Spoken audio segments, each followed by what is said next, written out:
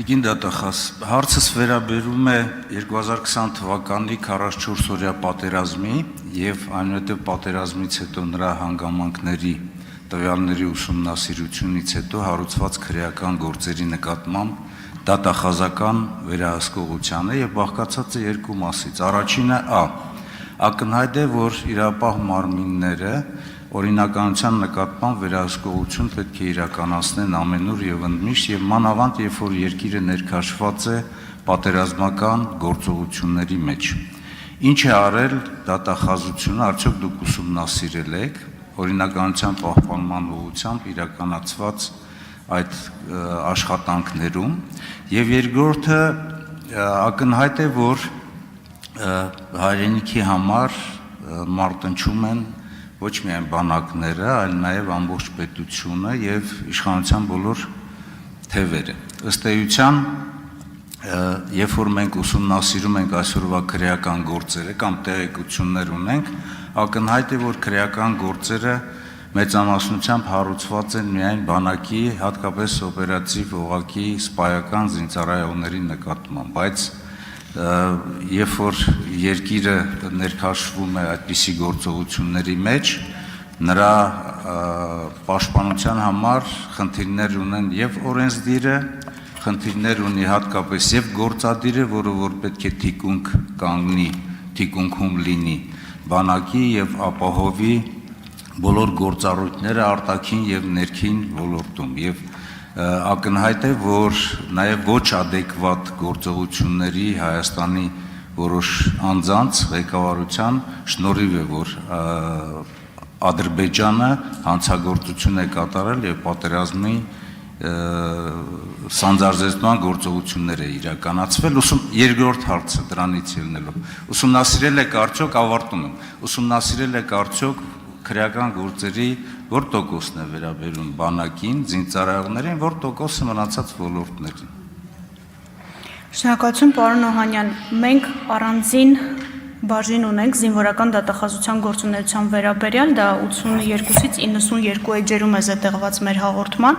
քանի որ հասանելի է, ես չեմ ներկայացնի այն տվյալները, որոնք կան, բայց 44 օրյա պատերազմի մասով եթե հետևում եք դատախազության հրապարակումներին, գործը դատարան ուղարկվելիս մենք դրա մասին հրապարակում ենք և նաև գործերի մեծ մասը մի քանի բացառություններով հրապարակային դատաքննության շրջանակներում են իրականացվում և շատ ակտիվ լուսաբանվում են լրատվամիջոցների կողմից։ Ունենք օրինական ներողություն մեղադրական դատական ակտեր արդեն մի շարք դրվագների հետ կապված և ունենք ավարտական փուլում գտնվող վարույթներ, որոնք վերաբերում են տարբեր պաշտոններ զբաղեցնող զինվորական ծառայողների կողմից կամ անփութությամբ կամ դիտավորությամբ կատարված արարքներին։ Այս առումով ենթադրում եմ օրինականության վերաբերյալ ձեր հարցը վերաբերում է, թե ինչպես է իրականացվում, հետևել ձևաչափով։ Միջդատական վարույթի նկատմամբ օրինականության հսկողության շրջանակներում դատախազը, եթե ապացույցների ծավալը բավարար է համարում գործը դատարան ուղարկելու համար, մեղադրական եզրակացությամբ ուղարկում ենք դատարան։ Մենք այստեղ շատ ուշադիր ենք, որպեսզի զգայուն տեղեկատվություն չհրապարակվի, հաշվի առնելով ոչ միայն վարույթի շահը, քրեական գործի շահը, այլև մեր անվտանգային հարցերը և հրապարակում ենք այն դեպքերում, երբ դա կանխարգելիչ նշանակություն կարող է ունենալ հետագայում նմանատիպ արարքները բացառելու համար։ Թվային, քանի որ ցուցանիշ եք ուզում, հասկանալի պատճառով չեմ կարող ձեզ տոկոսային հարաբերություն ասել, որտև այս պահին չեմ կարող գումարել հանել, բայց ձեզ գրավոր կուղարկենք, թե զինվորական հանցագործությունները մեր ընդհանուր հանցավորության մեջ ինչ թիվ են կազմում։ Ենթադրում եմ ձեզ մոտ տպավորություն է, որ բացառապես զինվորական հանցագործությունների վերաբերյալ գործերն են ավարտում, բայց ես ենթադրում եմ դա ձեր մասնագիտական հետաքրքրությունների շրջանակով է պայմանավորված։ Թվերը կհանենք ձեզ կուղարկենք, բայց դրանք այնպես չի, որ կենտրոնացումը բացառապես բանակի վրա է։ Ընդհակառակը մեր կենտրոնացումը բանակը տարբեր ոտնձգություններից զերծ պահելու վրա է և բանակում տարբեր հանցագործությունների կանխարգելման վրա է, ու դա է պատճառը, որ ես պարբերաբար գնալու եմ սպայական կազմի հետ հանդիպման ու պարզ քննարկման ձևաչափով փորձելու եմ հասկանալ, թե ինչն է պատճառը այդ ոչ կանոնադրային հարաբերությունների, որ կա բանակում։ Ինձ համար գոնե քրեական վարույթների շրջանակում ակնհայտ է, որ հրամանի կատարման, հրամանի նկատմամբ պատշաճ վերաբերմունքի առումով մենք ունենք խնդիր եւ դա հետևանք է զինվորական առաջնորդության եւ տարբեր ենթամշակութային մոտեցումների բախման։ Շնորհակալ։ Արձագանք։ Տիկին դատախազ, ըստ էության դուք իմ տված հարցերին խորությամբ չպատասխանեցիք, որովհետև իմ հարցը հետևյալն էր. ինչ է արել դատախազությունը պատերազմի ժամանակ։ Սա կարճ հարց էր, որովհետև ես առնչվել եմ դատախազների հետ, որ ասում են, որ ջոկատ են կազմել, գնացել, չգիտեմ, 200-300 մետր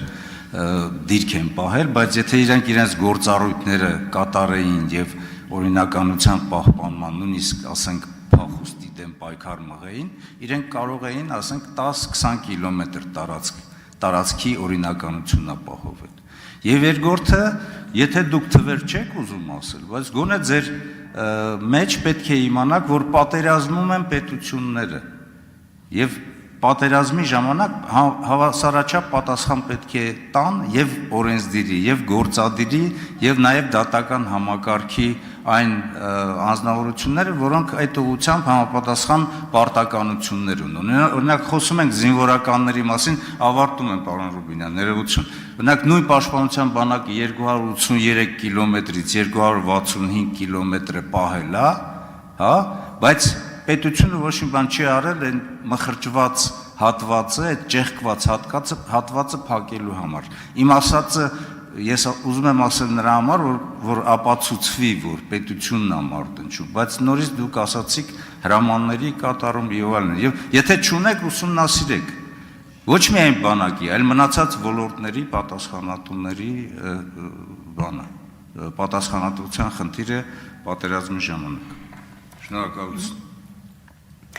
Պարոն Օհանյան, ես ենթադրում եմ ձեզ մոտ շփոթ է առաջացնում ռազմական ոստիկանության գործառույթների եւ դատախազության գործառույթների տարանջատումը։ Դատախազությունը միջդատական վարույթի օրինականության նկատմամբ է հսկողություն իրականացնում։ Ձեր կողմից նշված մյուս բոլոր գործողությունները դրանք դատախազական լիազորություններից չեն բխում եւ այս առումով օրինականության պահպանման նկատմամբ դատախազությունը միջդատական վարույթի նկատմամբ քրեական գործերն է հսկում։ Կխնդրեմ այս առումով հետագայում ուղղակի նայել, որպեսզի ձեզ մոտ էլ շփոթ չառաջացնի եւ չթվա, թե այն նույն ռազմական ոստիկանությանը վերաբերելի գործառույթը, որի մասին նշեցիք, դատախազությունը պիտի իրականացնի։ Մենք քրեական վարույթի շրջանակներում մեղադրանք ենք ներկայացնում դատարան, մինչ այդ հաստատում ենք մեղադրական եզրակացությունը։ Եվ ես բնավ չեմ ուզում չներկայացնել, ես ասացի, որ ես հիմա չեմ կարող ուղղակի բացել ու սկսել հաշվել, որպեսզի ձեզ պատասխանեմ, բայց գրավոր ձեզ կպատասխանենք ընդհանուր հանցավորության մեջ, ոչ միայն 44 օրյայի, այլև ընդհանրապես զինվորական ոլորտում կատարված հանցագործությունները ինչ թիվ են կազմում, 1 վայրկյան եթե կարելի է, եւ ես ձեր հարցը հասկացել եմ ու պատասխանում եմ դատախազական լիազորության շրջանակներում ու ուզում եմ, որ դուք էլ ինձ հարց ուղղելիս իմանաք, թե մենք ինչ գործառույթ ունենք, մենք ռազմական ոստիկանություն չենք, ինձնից լավ գիտեք դա։ Չէ, օրինակ բերեցիք, ասում եք, որպեսի փախուստը կանխի եւ այլն։ Ջոկատ է կազմել, նոր ասացիք։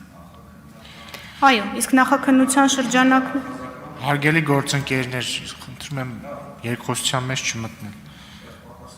Թադևոս Ավետիսյան։ Բարի։ Տիկին Վարդապետյան,